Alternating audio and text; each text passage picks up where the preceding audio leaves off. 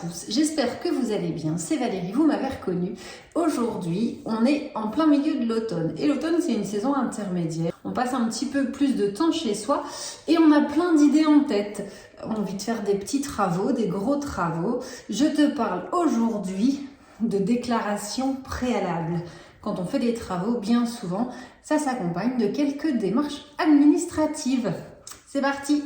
Qu'est-ce que c'est la déclaration préalable? On l'appelle la DP. Comme son nom l'indique, elle doit être déposée avant tous travaux pour lesquels il n'est pas exigé de permis de construire. Ça permet à la mairie de vérifier que vous respectez les règles d'urbanisme en vigueur. Concrètement, qu'est-ce que c'est? C'est un CERFA. Le dossier complet de DP, de déclaration préalable, il comprend ce fameux CERFA et puis des pièces annexes. Quelles sont-elles? Alors le plus souvent, parce qu'il y a quand même quelques cas particuliers, mais le plus souvent, il s'agit d'un plan de situation, donc c'est l'endroit de ta maison dans le village, le plan de masse, donc c'est un plan un peu plus gros à l'échelle de ta maison et des 2-3 voisins, le plan en coupe et les plans des façades et des toits, selon les travaux envisagés. En termes de délai, depuis le 1er janvier de cette année, il est possible d'envoyer cette déclaration préalable par voie dématérialisée, par voie électronique. Sinon, tu peux toujours l'envoyer en recommandé ou alors la déposer à la mairie. Le délai d'instruction, il est de 1 mois. À compter du dépôt de la déclaration préalable,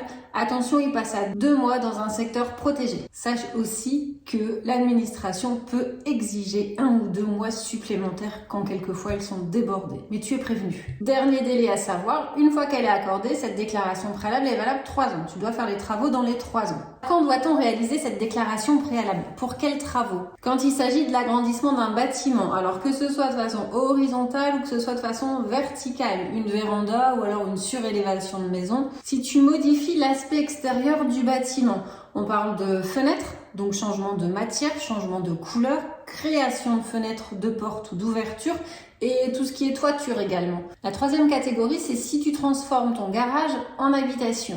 S'il fait plus de 5 mètres carrés, tu dois faire une déclaration préalable. Quatrième point, si tu crées une nouvelle construction indépendante à ton habitation, donc quelque part sur ton terrain, qui est comprise entre 5 et 20 mètres carrés, tu dois faire une déclaration préalable. Donc on parle d'abri de jardin, de serre, de pergola, de carport, de garage, toute construction entre 5 et 20 mètres carrés. On continue, si tu fais une piscine, la superficie du bassin est comprise entre 10 et 100 mètres carrés, DP. Un mur de clôture, alors globalement pour les clôtures, rien à dire à personne, sauf si tu fais un mur et qu'il est plus haut que 2 mètres. Le changement de destination est à déclarer également quand il consiste à devenir une habitation.